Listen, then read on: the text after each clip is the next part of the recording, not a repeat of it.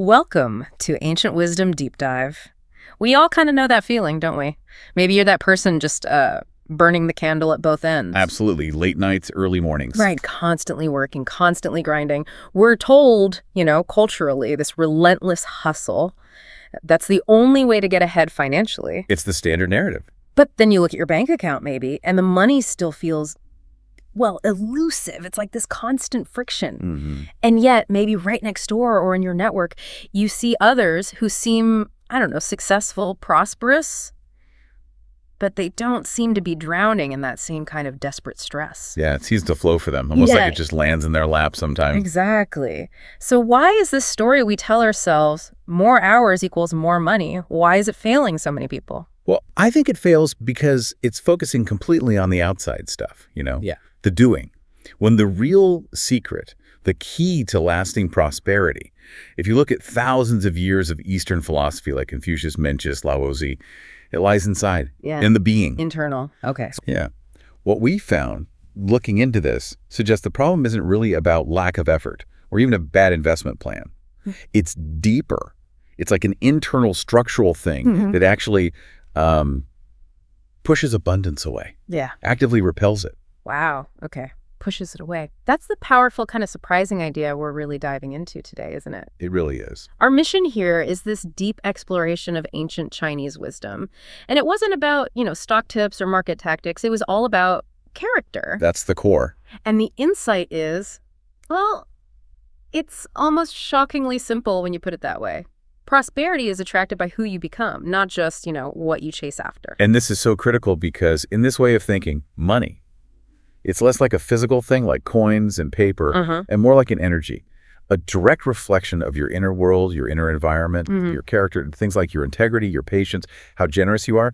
That's the actual foundation your whole financial reality is built on. The foundation. So if that foundation has cracks in it, maybe greed or this constant fear of losing what you have, or just a basic lack of respect for the flow of abundance itself. Yeah. Then it doesn't matter how hard you work, how much effort you put in, any wealth you pile on top of that shaky foundation, it's going to find a way to crumble or just dissipate. So this deep dive is really about how you can maybe reinforce that foundation, become someone worthy of holding on to wealth long term. Exactly. How to build that solid ground within yourself. Okay, so let's start with what we were calling the hustle paradox. This belief that, success means fighting the world for every single dollar. Right, the constant struggle. But this ancient wisdom seems to say that's not just exhausting, it's actually counterproductive, like completely backwards. Precisely.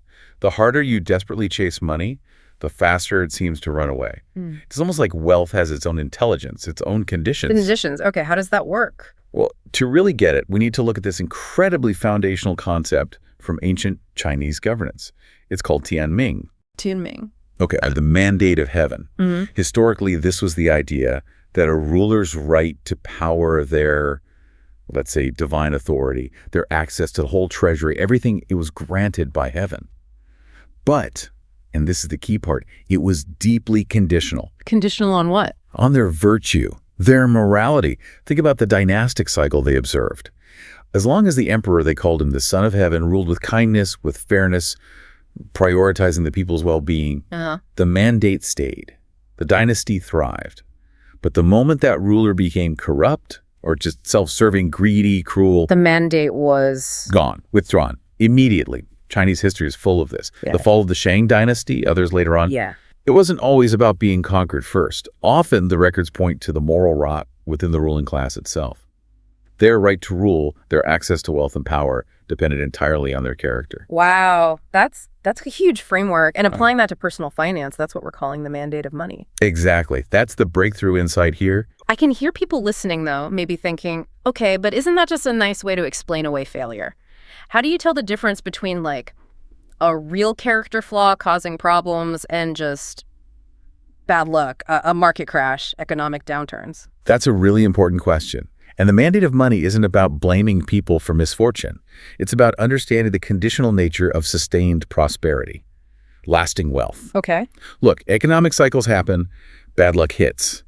But the person who loses the mandate, in this view, is the one who, maybe during the good times, misused what they had, exploited people, hoarded everything out of fear, didn't reinvest wisely. So abundance might come your way initially, maybe through skill, maybe luck. Right. But it only stays and it only really grows if you prove you're a good steward, a responsible caretaker of that abundance. And if you're not, if you treat money just as something for, I don't know, selfish spending, Yeah. or if you earn it in ways that compromise your integrity, Then the universe, or you could say the financial ecosystem, kind of, withdraws the mandate.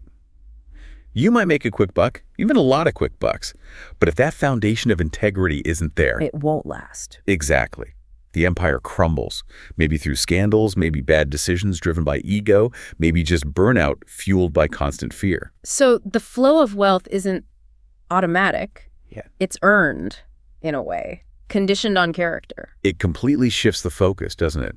If you're just chasing money, you're fighting this external battle, and you're probably going to burn out. Yeah. But if you focus on cultivating your character, you're undertaking this internal transformation, and that's what makes the wealth actually stick, maybe even grow, regardless of what's happening outside. It's like you said, the difference between trying to dam a river with weak walls versus becoming the deep lake that naturally holds the water. That's a great way to put it. The whole journey to enduring wealth, it starts and ends with the kind of person you decide to become. Okay, so if the mandate of money explains why wealth is conditional, we need to look at how the ancients suggested attracting it.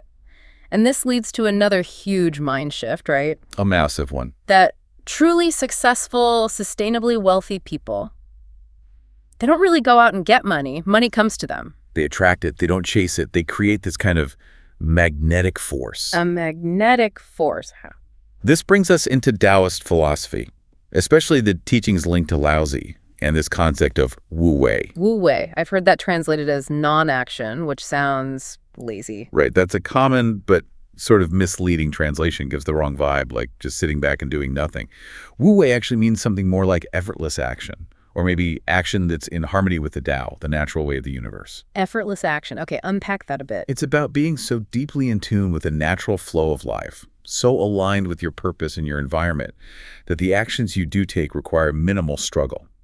But they produce maximum results. So you're not forcing things? You're not swimming upstream? Exactly. You're acting from a place of clarity, maybe necessity, but not from panic or desperation. You're not fighting the current. That contrast is really stark. You think about that frantic hustler, maybe someone working 16-hour days, feeling totally miserable, stressed out. Pouring all their energy just to tread water. Yeah, just to stay afloat or maybe move forward just a tiny bit.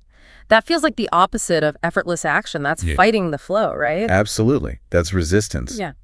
The person practicing Wu Wei, though, they've aligned themselves with the current. And this alignment comes from cultivating a very specific internal state, a kind of magnetic inner world. And the prosperity, the money, it just shows up. They manifest more naturally, Yeah. as a result of their state of being, not just their frantic doing. Can you give an example? Sure. Think about, say, a modern entrepreneur. One builds a really elegant system, trusts their team, delegates effectively, things seem to flow. That's closer to Wu Wei. Contrast that with the micromanager. Obsessing over every single email, insisting on doing everything themselves, working until they collapse. That's resistance. That's fighting the flow.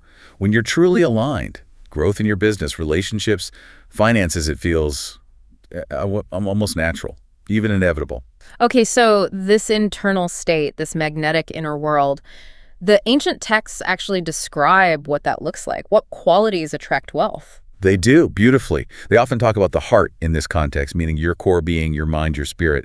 And they describe the essential qualities needed to attract and hold wealth. Let's hear them. Okay, the first one focuses on clarity, on inner light. It says something like, if their heart is bright, money naturally shines on it. A bright heart. What does that mean practically? It means a heart free from the darkness of envy, resentment, hidden agendas. A clear mind focused on value. Money, seen as this energy flowing towards clarity and value, naturally illuminates that kind of space. It's attracted to the light. Okay, brightness. What else? The second quality is about capacity, about generosity. If their heart is wide, money naturally finds a place to bloom. A wide heart, like open-minded, generous. Exactly. Open, not constricted by scarcity thinking or fear. A wide heart has room to serve others. It has the courage to take calculated risks based on integrity. It provides fertile ground where abundance can actually take root and multiply. Whereas a narrow heart may be jealous, fearful. There's just no room. No room for wealth to grow. It's too constricted. Makes sense. And the third one? The third one ties it all together, bringing us back to that conditionality, the mandate. If their heart has virtue, money does not dare to leave. So it's not just attracting it, but keeping it. Precisely. Virtue provides the moral foundation, the stability to hold on to the wealth and use it wisely, preventing it from dissipating through foolishness or corruption. So the takeaway here is pretty radical. Before you worry about your next business strategy or your investment portfolio, your number one job, it's internal. It's the daily work of cultivating the brightness, the width, and the virtue of your own heart. That's the real magnet. That's the core work. Okay, let's talk more about virtue. It can sound a bit old-fashioned, maybe even goody two-shoes. Yeah, it can have that connotation today, but we need to define it with a kind of rigor the ancients used. It wasn't just about being nice. How did they see it then? Confucius, for example, provided a really clear framework. He talked about the Yunzi, the noble person, the ideal individual. And a key characteristic of the Yunzi was that their actions, especially when facing tough choices, particularly financial ones, were governed by fundamental integrity. Integrity. Okay. He drew this sharp line between the Junzi and the Shaoran, the small person. He famously said something like, "The noble person understands yi," which means righteousness, what's morally right, while the small person only understands profit. Only profit? Right. Chasing profit alone, completely divorced from whether it's right or wrong, fair or unfair. Confucius argued that leads to success that's shaky, fleeting, fragile. And Mencius followed up on that. He did. Mencius really championed the idea that our true nature is inherently good. He called it ren, benevolence, or humaneness.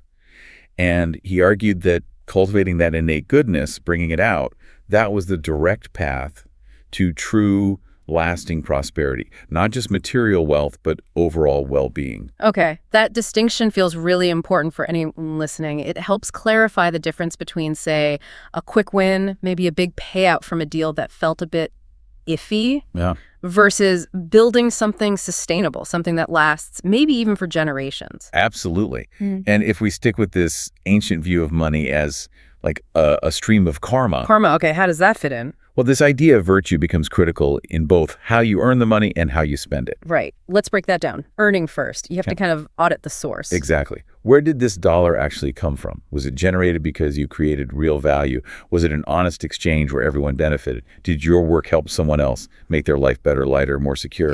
Yes, that's like planting good karma. Yeah, that's the idea. You're putting positive energy, positive cause and effect into the system. But if the money came from, cutting corners, exploiting someone's weakness, manipulating things, shady deals that actually harmed others. That's bad karma embedded in the money itself. That's the concept. And that embedded negativity dictates how easily that money will flow away again, almost regardless of how carefully you try to save it. It's like it carries its own self-destruct code. Wow. Okay, so the earning part is crucial. What about the spending? The destination? Ancient wisdom suggests that truly wealthy people, those with that mandate, spend with deep intention. They're not just consuming. What are they doing then? They're planting seeds. They invest in knowledge, in building strong relationships, in better tools, in systems that allow them to serve more people more effectively. They're always thinking about growing trees for the future, not just eating the fruit today. That's so different from what we often see, or even do ourselves, that poor mindset trap, maybe. Exactly. And it's easy to fall into, even with a good income. Where we use money almost to escape pain or reward suffering. Precisely. You work 80 miserable hours, you feel stressed, depleted. And bam, you go buy something expensive. I deserve this, right? I earned this fancy gadget, or I need this crazy vacation because work was hell. But think about what that cycle does. You're essentially pouring energy, pouring money into rewarding the pain, validating the suffering. And it just leaks away. All that potential value is gone, and you've just reinforced the idea that you have to suffer intensely to get anything nice. It keeps you stuck in that loop. Yeah. So the first practical step here isn't necessarily creating a new budget spreadsheet. It's doing a kind of moral audit of your relationship with money. Okay, a moral audit. What does that involve? Looking at it from 3 angles. First, integrity. How is this money earned? Is it clean? Second, intention. How is it spent? Is it constructive, planting seeds, or is it compulsive, just trying to numb stress? And the third? Respect. How is it kept? Are you managing it thoughtfully, with purpose? Or are you just hoarding it, clutching it tightly out of fear? because that fear itself signals a lack of trust in future abundance, which, again, repels it. This audit, it basically determines if you're worthy of holding that mandate of money. It's a deep check-in on the state of your financial foundation. Okay, let's go deeper into the things that actively repel wealth. You mentioned the poor mind earlier, this internal barrier that seems to override even good intentions. Yes, this is perhaps the biggest dream killer for so many people. The psychological operating system that just sabotages growth before it can even start. What does it look like? What are the signs of this core mind? And can someone have a high income and still have it? Oh, absolutely. Income level doesn't immunize you. The poor mind is constantly focused on lack. The core belief is there isn't enough. Not enough money, not enough opportunity, not enough time. Always scarcity. Always scarcity. Yeah. And stemming from that is a deep terror of loss, which often leads to paralysis, being too afraid to take any meaningful action or calculated risk. And jealousy. Huge component. Constantly looking at others' success and feeling envy or resentment, attributing their prosperity to luck or unfair advantages or connections, anything external, which reinforces the idea that money is this separate thing out there that they have and you don't, disconnected from your own internal state. So it keeps money feeling other distant. Exactly. And this is where the ancient wisdom really overlaps with modern psychology, things like subconscious programming. That whole mindset, the scarcity, the fear, the comparison, the feeling of unworthiness, it vibrates, energetically speaking, at a very low frequency. A low frequency. Yeah. If you're constantly broadcasting internally and maybe even externally, I don't have enough, I'm always stressed about money, it's not fair. The universe, in this view, acts like a giant mirror. It just reflects that scarcity right back at you. Because money itself is seen as an energy. An energy of flow, of exchange, of value, and it's actively repelled by that low, contracted, fearful vibration. It's like trying to push the wrong ends of two magnets together. They just push apart. So the poor mind sends out this fear signal. And abundance, which seeks peace, clarity, expansion. It just doesn't resonate. It can't connect. The bridge between lack and abundance stays broken because the signal coming from inside you is wrong. And the words we use, they play a huge role in reinforcing this. Massively. It seems so simple, but it's incredibly powerful. Every time we casually say things like, oh, I'm broke, or I can never afford that, or money's really tight right now. We're casting a spell, like the ancients might say. You could absolutely see it that way. You're casting a spell of poverty on yourself. You are programming your subconscious mind, your reality, for continuing lack. You're literally confirming your own financial limitations, your own unworthiness. So what's the antidote? How do you break that spell? You have to consciously intercept that internal chatter and then deliberately replace it. This is vibrational programming 101. Stop using the language that confirms your fears. And replace it with powerful, positive affirmations that reflect the reality you want to create.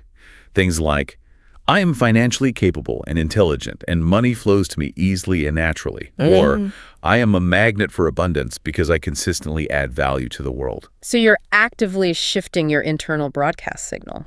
Exactly. From that low frequency of lack and fear up to the higher frequency of generative abundance, of worthiness. And the idea is the world eventually has to adjust to match the new signal you're sending out. Okay, but what if someone is doing that? They're working on their mindset, practicing gratitude, using affirmations, but things still aren't shifting. The money still isn't flowing. Yes. This brings us to that potentially deeper layer mentioned in some of these traditions, the idea of unresolved karmic debt. Karmic debt. Okay, that sounds heavy. It can be.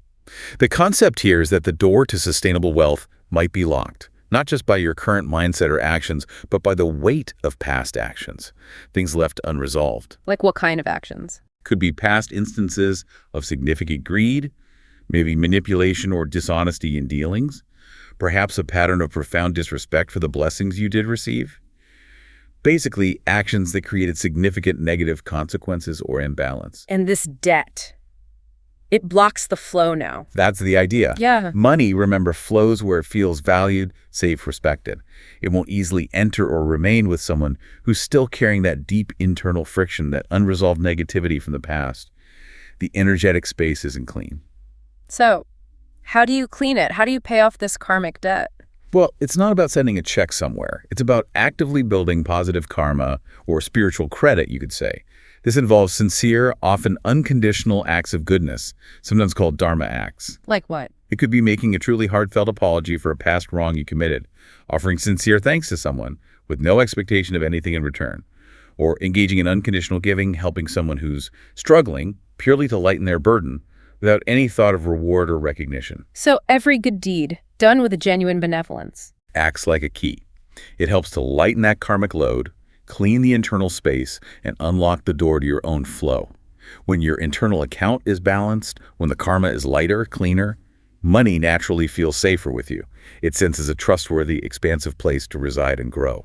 This ties everything together beautifully. Let's illustrate this with that story you mentioned, the story of Wang Cheng. It seems to capture the mandate, the virtue, and maybe even this karmic clearing idea. Yes, it's a classic story, often told to demonstrate exactly this principle of internal transformation leading to external wealth. So set the scene. Who was Wang Cheng? Wang Cheng was, by all accounts, a very poor man. He had no special skills, no influential connections, no land to his name, just getting by day to day. Okay, and what happened? One freezing cold winter morning, he was doing some menial work, sweeping the courtyard of an old, seemingly abandoned house. And under the frost, something glittered. He uncovered a golden hairpin. Gold. Exquisitely made, worth a substantial amount of money, enough to completely change his life, solve his financial struggles for years, maybe forever, right there in that instant. Wow. So the temptation must have been huge. Immense. This was the crucial moment. The ultimate test of his character, you could say. The test for the mandate of money. His mind surely raced with all the reasons to keep it. Nobody saw me. I'm desperately poor. I need this. Maybe it's fate, a gift from heaven. Totally understandable thoughts. But just as he's grappling with this, an old woman rushes into the courtyard. She's frantic, weeping, clearly searching for something precious she's lost. The hairpin, her family heirloom. Ah, the test. What did Wang Cheng do? And this is the key. Instantly, without a second thought about bargaining or asking for a reward, a finder's fee, without even hesitating. He simply held out his hand and returned the priceless gold hairpin to her. He chose righteousness, ye, over the immediate profit. He did. In that single moment, he demonstrated profound integrity. And according to the principle, the universe registered that pure act. That one choice fundamentally shifted his financial destiny. How? What happened next? The old woman was incredibly moved, of course. But more than that, she recognized his deep-seated virtue, his honesty. And it turned out she wasn't just any old woman. She had connections to a powerful, successful merchant family.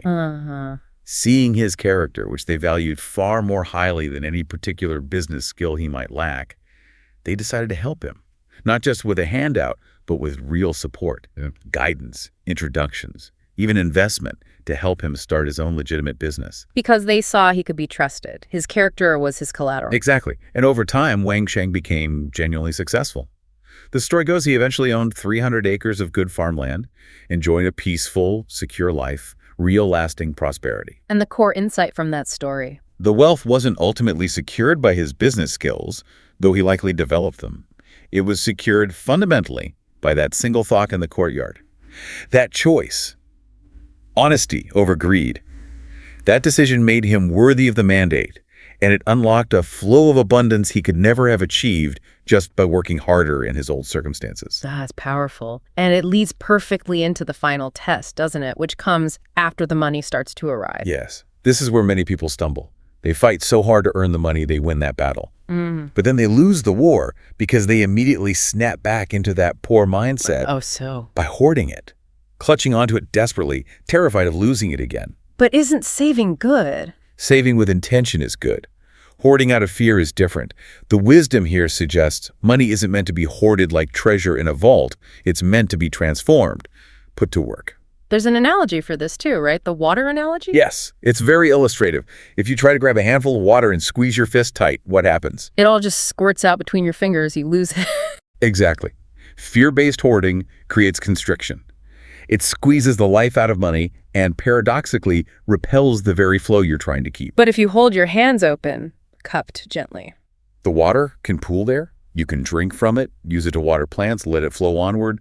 You engage with it. So truly wealthy people, guided by this thinking, they keep their hands open with money. Metaphorically, yes.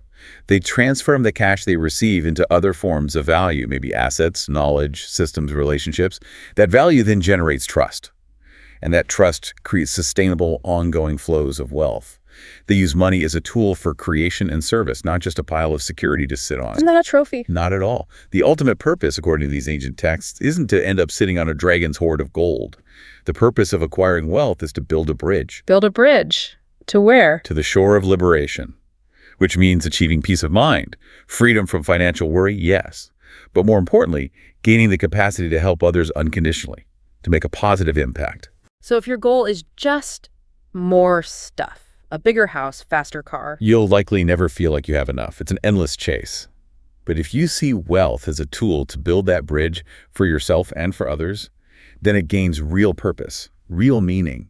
And that, the text suggests, is what gives it permanence. Okay, this has been incredibly insightful. Let's try to consolidate all this ancient wisdom. It seems like true lasting wealth isn't about shortcuts or hacks. It's more like a process, maybe with layers. Exactly. A dedicated 5-layer process focused squarely on character development and aligning with that natural flow. What's the first layer, the absolute foundation? Layer 1, clean your mind. This is non-negotiable.